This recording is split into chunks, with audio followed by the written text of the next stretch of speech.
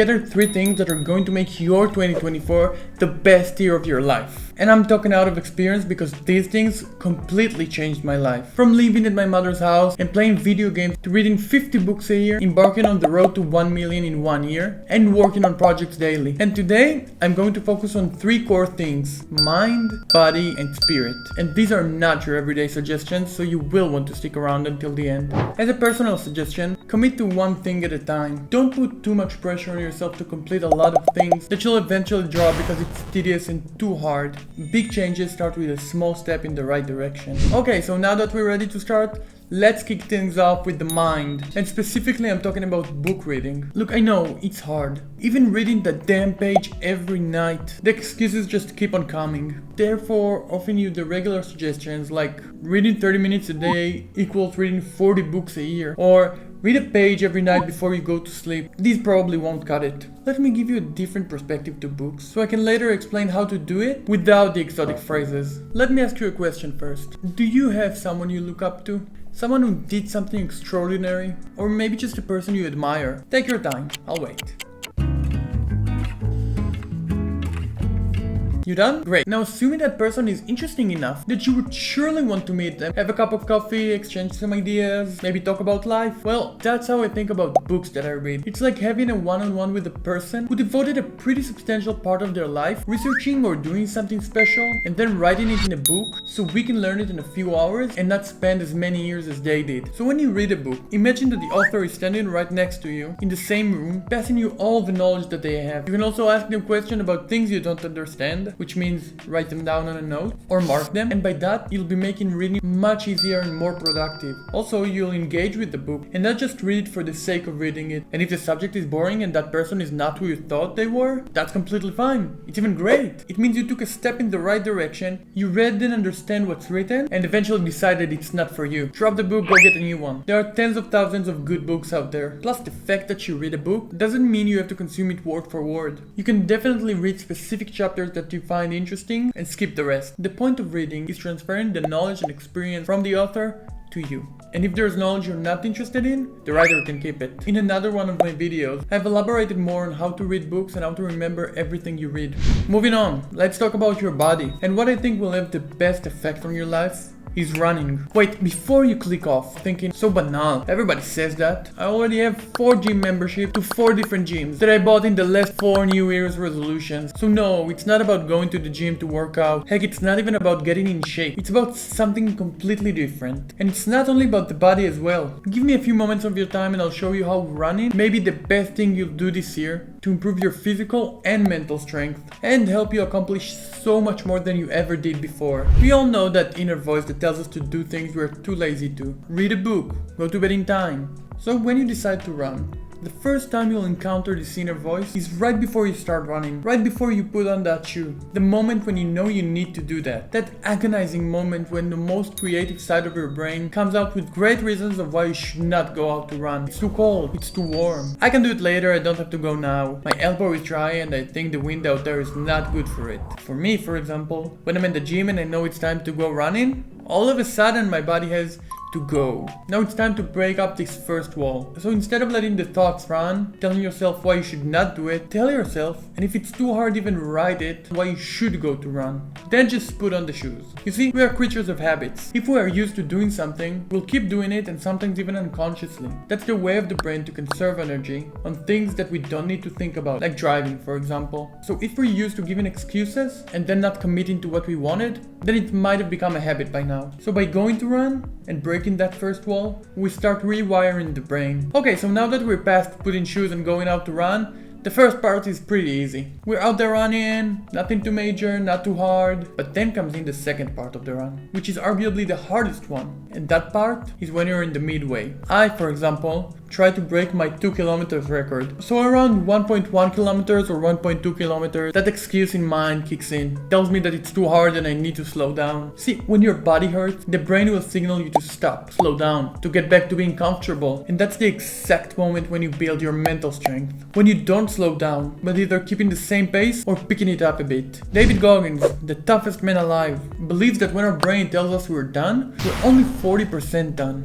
Pro tip number 1. I found that the best way to run, in order to improve your mental strength, is on a treadmill. That way you pick a specific speed and you stick to it without being able to change it unconsciously. When you run outside, you sometimes have those micro slowdowns and speed ups to accommodate that comfortable feeling I talked about before. Pro tip number 2, time your runs and set your first run as the record and a point of reference for next runs. And then in your following runs, make sure you run to break that previous record. And once you do, well, you have a new record to break. That way you ensure you keep on pushing yourself every run. But, and that's not a pro tip, I would call it a stupid tip, don't push yourself too hard. I tried to run between 4 to 5 days a week and ended up having shin splints for 3 weeks. So the final thing I'm going to talk about today is your spirit, and specifically meditation. So first, let's start with what a meditation practice is. Meditation is a technique for resting the mind and gaining a state of consciousness that is totally different from the normal waking state. It's a practice where an individual uses a method such as focusing the mind on a particular object, mantra, or the breath to train attention and awareness and achieve a mentally clear and stable state. Okay, those are nice words, but what do they actually mean? Do you know that feeling when you lose yourself? When you feel like you can't control your emotions or your thoughts? We all do. We've been there. As I said before, the brain is wired in a specific way, and the more you repeat an action, the more habitual it becomes. For example, if you're used to closing down your emotions when you're angry, you will keep on doing that every time it happens. It's so ingrained in your brain that you do it at this point without thinking about it. You are reactive to the situations. And that's how I used to be. Now, I'm not saying whether it's good or bad, and that's not what meditation is about. The purpose of meditation is to rewire the brain and help you be aware of the feelings as they arrive. You will not get any answer to what to do when they arrive, but the key difference here is that you will be aware of them and you'll know what you feel consciously. So instead of automatically reacting to the situations when the emotions rise up, the purpose of meditation is to bring you that much closer to be proactive in these situations. Now I want you to take a moment and think about a time when you were so mad you couldn't control yourself. Now imagine that you had at that point a friendly inner voice, one that you trust, saying to you, "You're angry now, but it's okay. You can choose what to do next." At that stage, it doesn't matter what you choose to do, because you chose it. It's not automatic and unconscious. And when you do that and you hear that voice, it feels like you have more space in your head to think, and you are not consumed by the feelings. And by being able to control those emotions, you become less susceptible to stress and anxiety or any other all-consuming emotions. Now, meditation has multiple practices in which you focus on different things. For example, you have transcendental meditation. Transcendental meditation is the practice of focusing on a specific and personal mantra and repeating it in your head. This mantra is a specific sound or vibration or a sentence. One of those sounds is the traditional Om. Another example, which I practice, is mindfulness. That practice involves focusing on the breath, the feeling of the breath, how and where do you feel it, the rhythm, the movement of the body. In other words, being aware of the now and how you feel at this very moment. In both practices, you will notice so many thoughts run through your mind. Part of the practice is returning to the object of focus. When you notice that your mind has drifted. Heck, when I sit down, I can barely recall moments that I was focused on the breath. Starting your meditation practice is pretty hard as it is. Let me give you a tip that helped me cultivate it in my life regularly without feeling like it's a chore. How? By making it a habit. Charles Duhigg, the author of The Power of Habit, explains what a habit is and how to incorporate it in our lives. So in short, a habit is a loop. The loop has a cue, routine, and reward. So something happens that triggers the routine, which triggers the reward, which strengthens the whole loop. If that interests you and you want to know more, I made a video about that. So my plan was this: cue, wake up; routine, meditate; reward, a delicious cup of coffee. Now that I've been doing it for over 75 days, it feels so much easier and the meditation gives me so much more. So now you might think, okay, now that I know all of this, what should I do next? Write down your goal. So take a few minutes, decide which of those things you are going to commit to in 2024. Write it on a note and then create a plan to achieve it. Let me share my 2024 goals with you. So reading, books I've read so far, over 170. Goals for 2024, continue cultivating the habit of reading to obtain knowledge rather than just finish the book. How I plan to achieve it? Continue using the method I described in the video, how I remember everything I read. Running, 2 km best time, 9 minutes 15 seconds. Goal for 2024, run 2 kilometers in 8 minutes. How I plan to achieve it? Running twice a week and taking a spinning class at least once a week. Time I meditate, 3 years. Goals for 2024, keep on meditating at least 20 minutes a day every morning.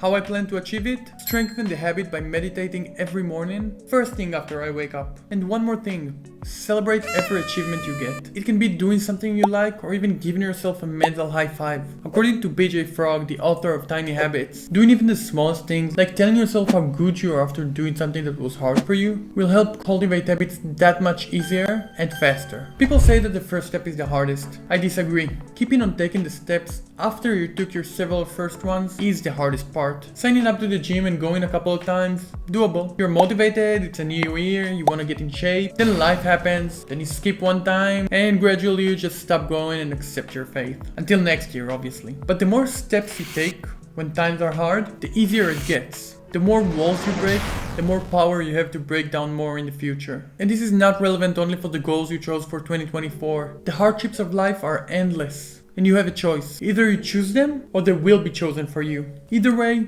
you'll have to deal with something. By choosing, you open the door to a greater you. And that way, you decide how your life will look. Thank you very much for watching. I appreciate each and every one of you. The comments and the feedback are awesome, and they help a lot. Let me know what your goals for 2024 will be down in the comments below. I wish you all an amazing 2024, and I'll see you in the next one.